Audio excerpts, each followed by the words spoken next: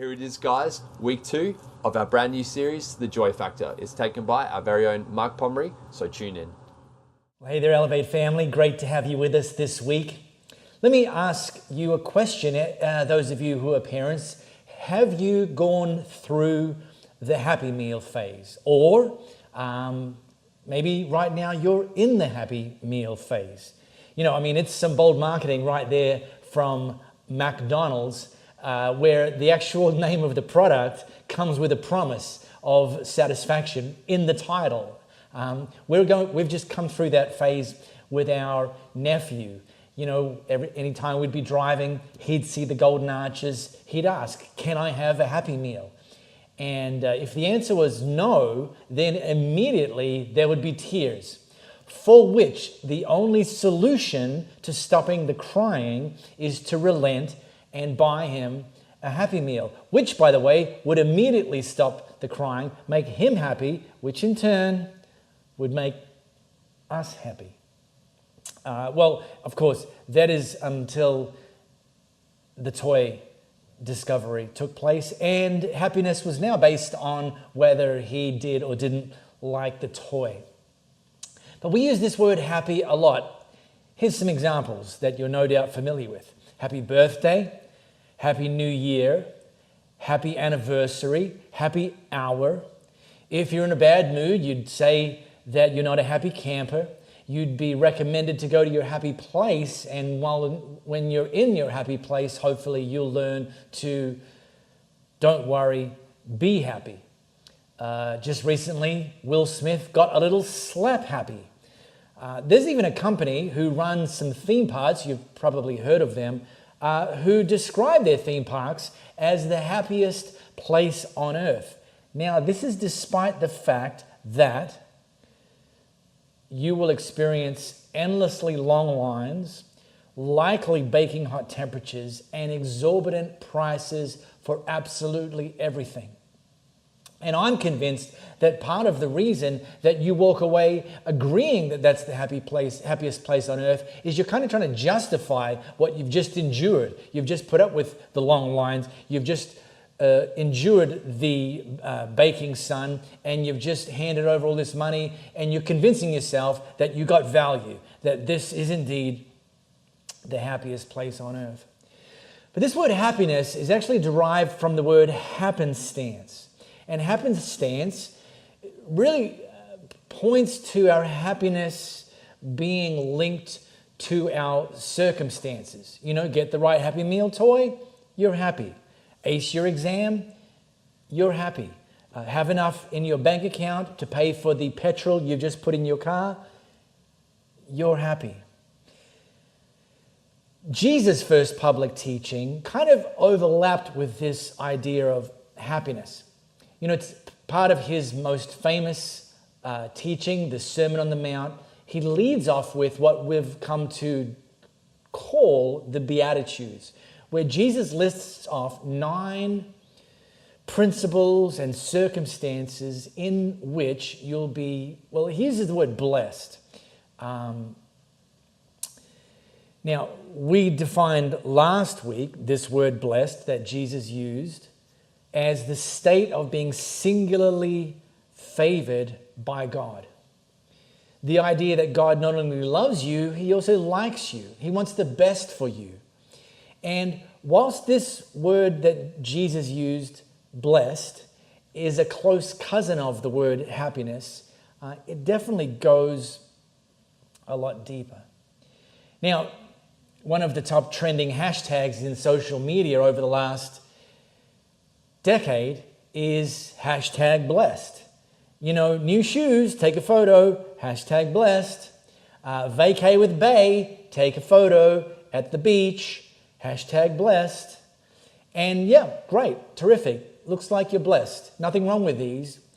But Jesus, when he used the word blessed and lists off these 9 circumstances that we find ourselves blessed, they actually looked very different from hashtag blessed that we see in social media. And in fact, at face value, some of them actually make no sense. That when you first read them, you're looking and thinking, this doesn't sound like blessed. And I'm wondering if the people sitting, listening to Jesus teaching them for the very first time, we were asking the same question, looking around like, this doesn't sound like someone who's blessed to me.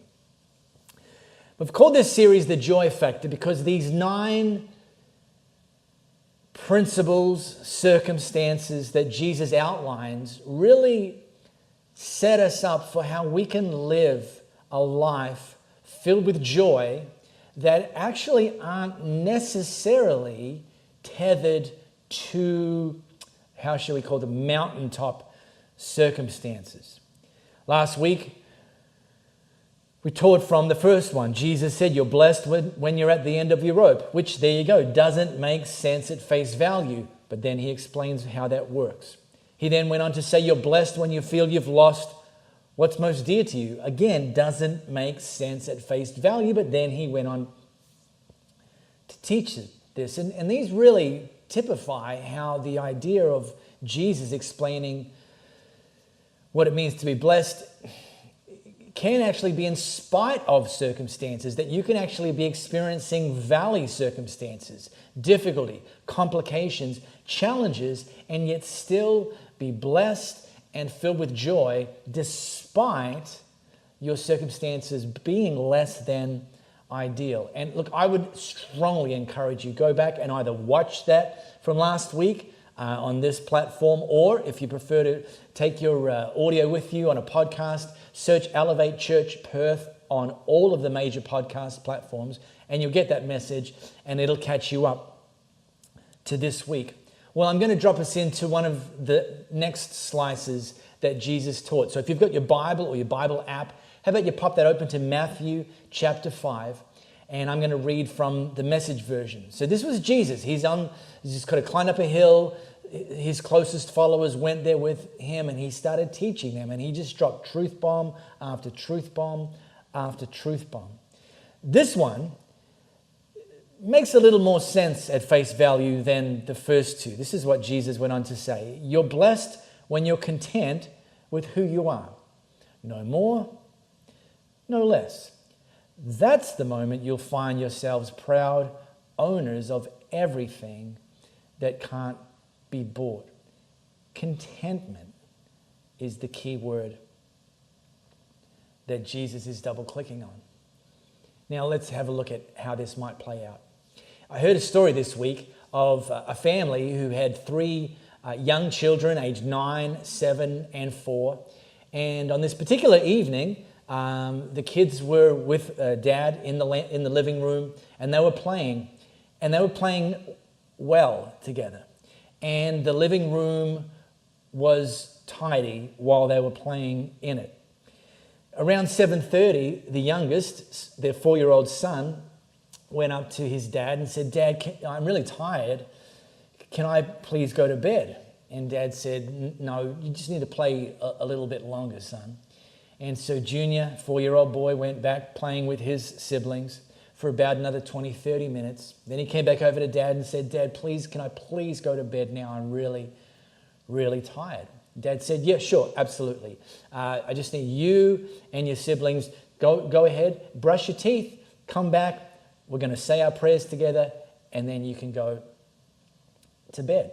So all 3 siblings got up, went off, brushed their teeth, came back, said their prayers with Dad. They changed into their pajamas by themselves, said their prayers with Dad, and then they just went off to bed, unsupervised, tucked themselves in, and went straight to sleep. I said I heard this story this week. I didn't tell you whether or not it was true, so what do you think? Fact or fiction? Well, the big reveal, it's actually fact. This is a true story. In fact, this family, that's pretty much their experience every single night. And I'm wondering if some of you who are parents of young children are hearing that story and you're thinking to yourself, what in the world? I mean, your child asking permission to go to bed at 7:30 p.m. And you're thinking to yourself, I have to summon up the skills of a hostage negotiator every night around 7:30 p.m. to get my child or children to go to bed. Brushing their teeth unsupervised, when you've ever tried that one, instead of standing Overwatch, they've come back and you've thought to yourself, I'm just going to, and you go and get the toothbrush and you check the moisture content on the bristles. And so when you hear a story like that, about this seemingly ideal family with these seemingly ideal children, does it conjure something up in you? I mean, okay, sure, you might think, I'm happy to trade for those kids. But when we hear some of these idyllic stories, it's tempting for us to be deflated by comparison. Like thinking you suck as a parent, or you haven't done enough, or you've skipped some steps or something. And this can translate into any area of life where we hear about these gold medal performances, these Olympic level performances, these seemingly unattainable heights that people are living at. And we compare ourselves, and it does something to us. In fact, I say it this way, that comparison is the thief of joy. Comparison leads to discontent, whereas Jesus is pointing us towards contentment. Now, if ever I've taught on contentment, I'm aware it does raise the question of, well, does that mean I shouldn't want for more? I shouldn't want for more quality in my marriage. I shouldn't want for more potential and possibility and purpose for my kids. I shouldn't want for more success and opportunity in my career or business and so on. And here's what I say to that contentment and settling aren't the same thing. See, contentment is being grateful for what you have, for what God's given you, and at the same time, asking the God of more than enough for more in your life. You can actually have both, because contentment and settling are not the same thing. All right. Then Jesus kept teaching. Well, here's another one that at face value makes no sense. Listen to this. You're blessed when your commitment to God provokes persecution. Who's ever thought of themselves as being blessed when they're being persecuted? Jesus. Hello? Oh, there's a clue in the answer right there. Well, then Jesus briefly unpacked that. The persecution drives you even deeper into God's kingdom. I wonder how many of you have ever prayed to experience more of God's kingdom in your life. And after you've prayed that, you've waited for the power and the glory and the signs and the wonders and the blessing to pour into your life, which can be a pathway for more of God's kingdom. Absolutely. But I wonder if you've ever considered the pathway that Jesus is pointing to. Persecution. Because persecution sounds like punishment, not experiencing more of God's kingdom. Now, by the way, when it comes to persecution, not everything that some people describe as persecution is persecution. I'm being persecuted. You're like, no, sorry, dude, you're not. You did that dumb thing yesterday, and what you're experiencing today isn't persecution. It's called consequences. So let's understand the difference. But it is true that as followers of Jesus, we will, on occasions, experience and take some heat. Because our relationships, our values, how we handle our money, how we prioritize our time, how we use words, the sorts of things we'll get into, the sorts of things we'll push back against, those things, when they're countercultural, when they're different, when they don't align with what the people in our sphere are doing, thinking, and saying and operating, we'll occasionally experience some heat from them.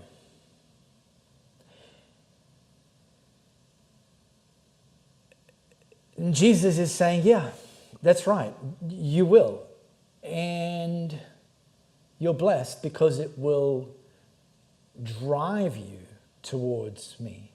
It will drive you deeper into God's kingdom. It will drive you to rely more on me. And then he taught the next one, which is kind of a twofer. It's like the one he just taught in verse 10, he kind of almost repeats it in using different words in verse 11. He said, not only that, count yourselves blessed every time people put you down or throw you out or speak lies about you to discredit me. More persecution. Though it is important to keep things in perspective. Typically, particularly in developed countries, even on our worst day as Jesus followers, the sort of persecution we'll experience almost 100% pales into insignificance to some of the persecution being experienced in countries around the world today and persecution that has been experienced by Jesus followers at times over the last 2,000 years. In fact, one of the early church scholars lived either side of 200 AD. His name's Tertullian. He's actually considered the father of Western theology, a prolific scholar, writer. He was living in a Roman province called Carthage in northern Africa. And at the time, the Roman Empire, the Roman leaders were killing Christians, consistently killing Christians, thinking Christians were a threat, thinking Christians were about to launch an uprising. And so they kept killing them to keep them down, keep them in line. And Tertullian wrote an open letter to them, basically imploring them to stop killing Christians. In fact, he said to them, we're not against you. We actually pray for you. We're not a threat to you. And then he went on to say, but if you don't respond to my request to stop killing Christians, and if you therefore continue to kill Christians, and this very famous line that he used in his letter, the blood of the martyrs is the seed of the church. You know, for every one you put down, 1,000 will rise up. And I'm here as a church leader in 2022 and zooming out my perspective today, unlike 2,000 years ago, is that the biggest threat to the church and its growth and expansion in bringing God's kingdom into reality on earth isn't persecution for the most part. It's actually the threat of becoming fat and comfortable. That's the biggest threat. Because when we are fat and comfortable, when the church moves from battleship mode to cruise ship mode, we stop relying on God as much as we otherwise would. You know, it's like, hey, God, we got this. We're good. All right, let me zoom out and read that and Jesus' final word on this topic. Not only that, he said, count yourselves blessed every time people put you down or throw you out or speak lies about you to discredit me. What it means is that the truth is too close for comfort and they're uncomfortable. And you can be glad when that happens. Give a cheer even, for though they don't like it, I do. See, here's the real reward. And all of heaven applauds. And know that you're in good company. My prophets and witnesses have always gotten into this kind of trouble. You know, God's kingdom will often seem upside down. And yet, Jesus is trying to outline that, no, it's actually right side up, and it's aspects of our culture that are upside down. And it's our mission to continue to usher in God's kingdom, to continue to be transformed into the image and likeness of Jesus, not merely for our sake, but in order to be used by him to influence and see other people's lives transformed. That is the essence